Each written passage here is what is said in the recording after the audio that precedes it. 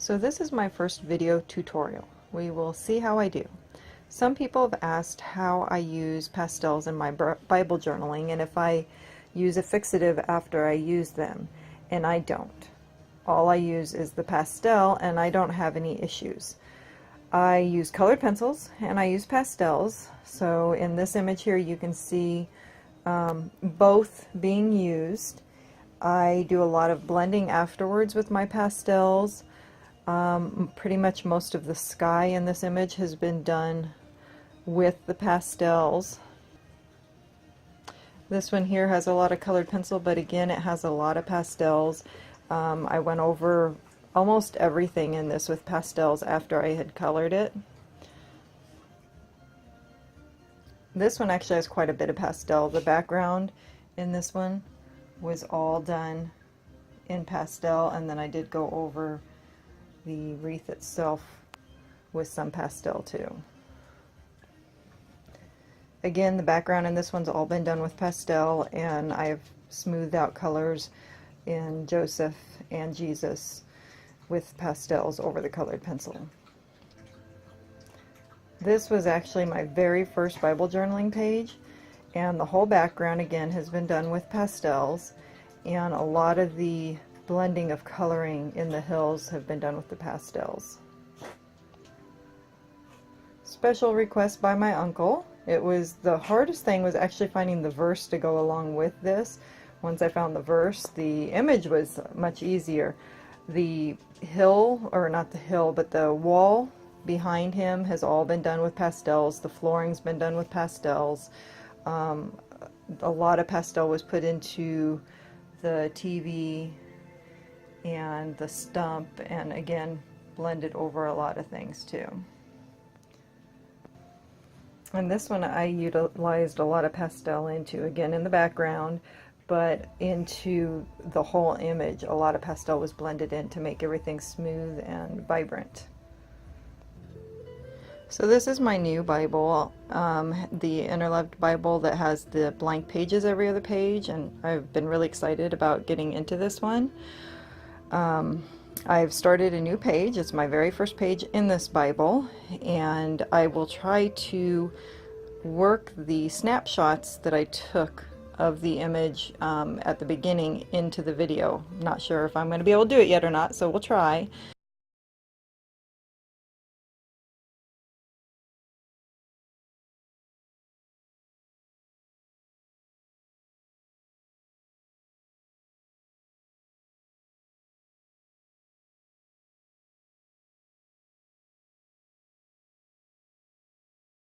And then hopefully you'll get to this picture. This is my image, and I drew it and outlined it with part of the outline has been, this part here was done with a black oil-based color pencil, and the outline down here was all done with a 4B regular artist graphite pencil.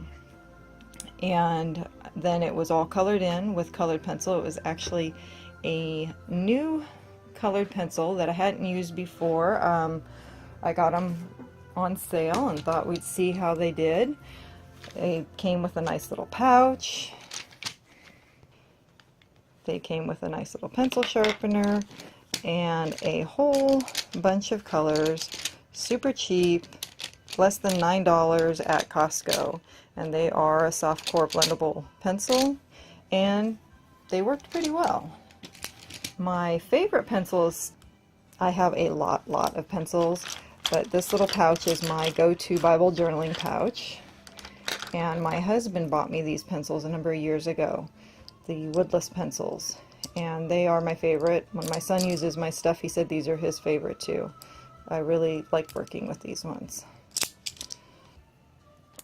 So this is my pencil pouch. It actually fits over my Bible. It's just my basic art stuff. Erasers, extremely fine tip 005 fine tip pens in them, and my different densities of regular pencils. And the reason I'm getting in here is to get this out for later. white gel pen for highlights. The rest of the go-to supplies for what we're doing today. My mother got me this a number of years ago, probably the best present she ever gave me. 72 soft pastels.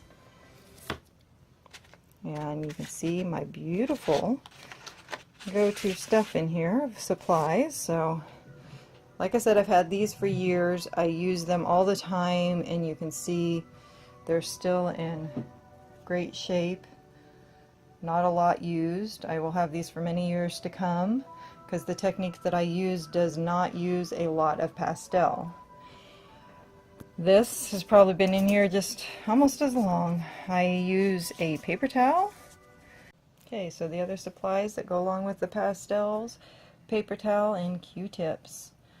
You can see you can use them many times before you have to actually replace them, but they are nice, cheap supplies. I also recently got this really cute little box of 24 pastels.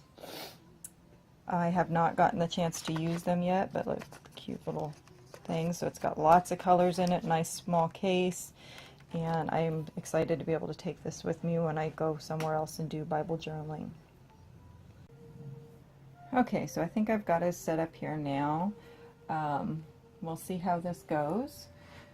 So I think I will use the new little set so I can bring it over here in frame so that you can actually see what I'm doing. And I will start with new supplies just so you can completely see each thing as I do it. So I usually, well, it just depends on what takes me where, but let's see. I'm going to use the Q-tip, and I'm just going to rub at the pastels. Might take me a second where these are brand new and haven't been used. You can see the coloring coming off on them. So I am going to go into Rocket here and go over some of his colors just to bring in and smooth it. Now let's see if you can see.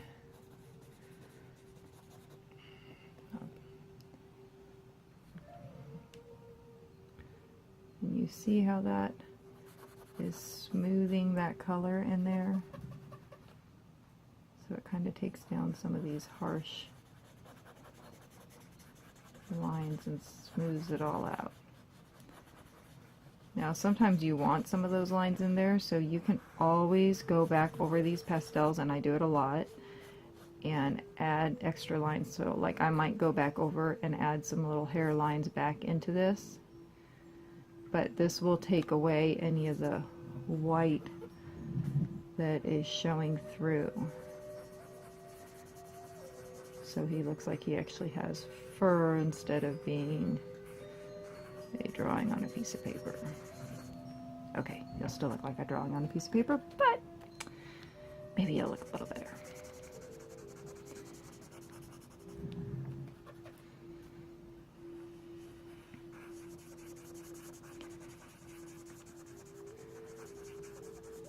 So now you can see down here we've got the shadow. So I'm going to use the same Q-tip. I am just going to rotate it a little bit. And let's see, there's the black right there. So I am going to rotate it and pick up some black.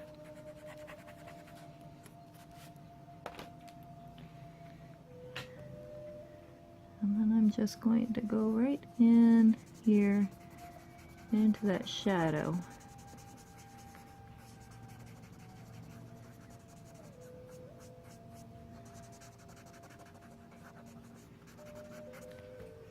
There we go. See how smooth the coloring is now? Let's see. I want a little more gray up here.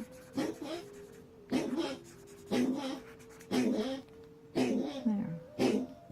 So now can you see the difference from this arm here as opposed to the arm on the other side? You've got, let's see if we can do it without getting a shadow on it. There we go. So you can see the graininess from the colored penciled arm and the smoothness that's in the pastel arm. Okay.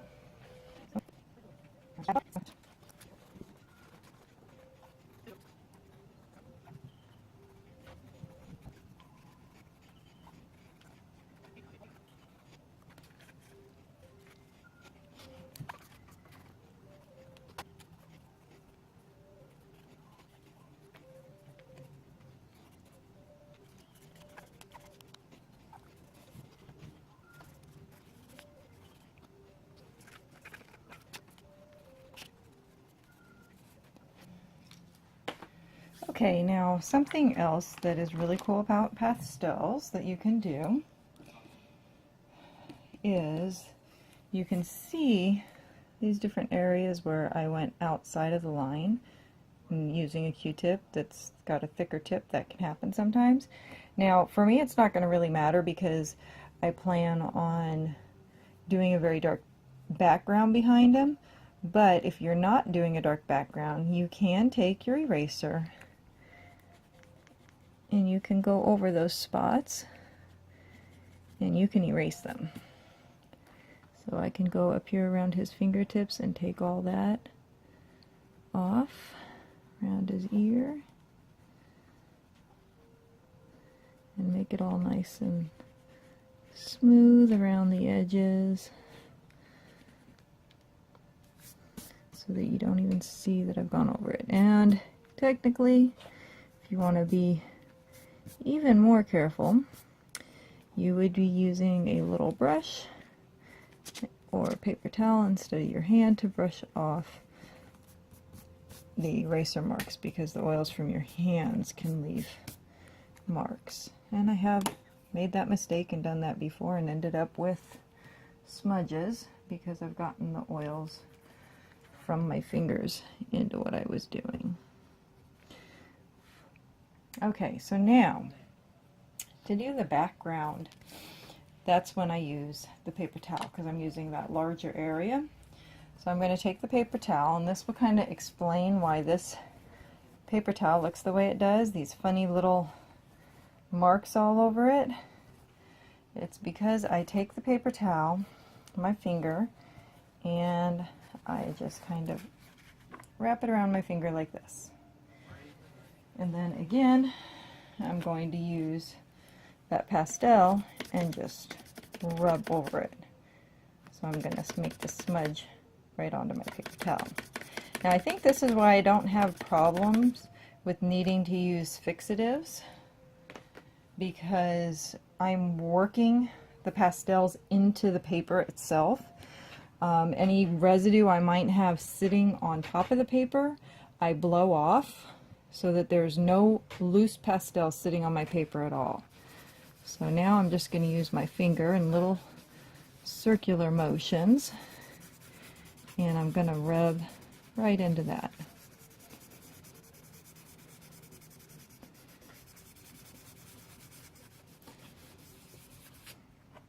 And I can use different colors.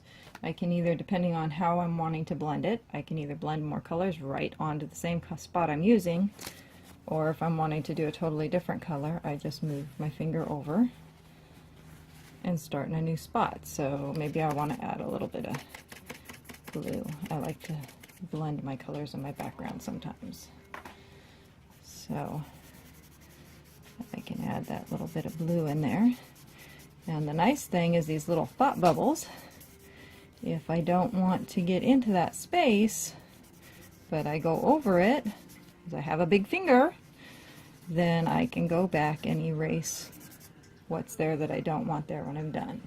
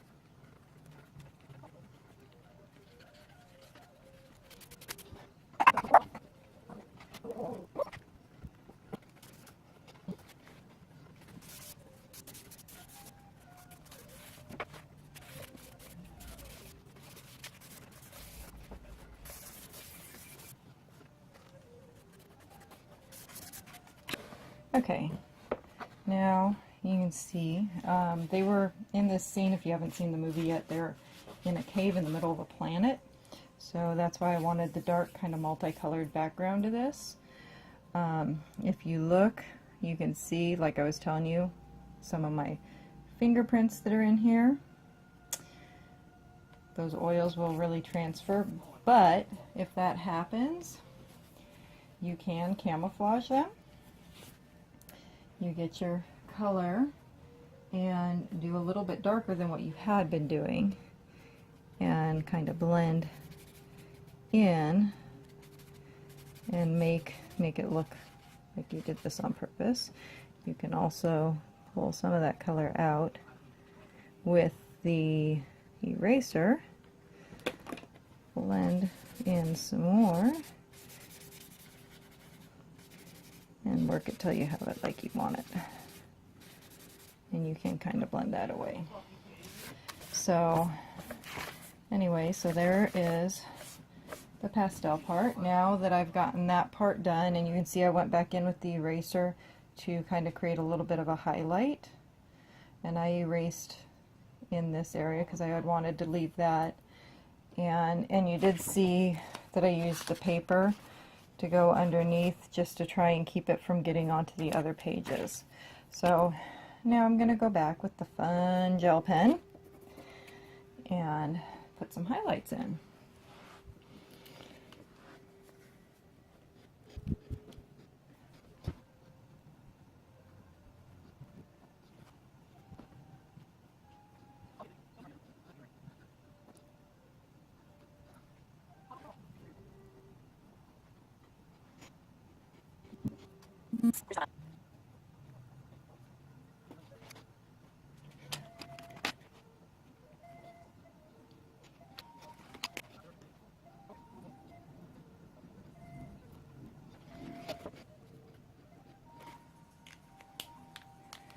Okay, I think it's done.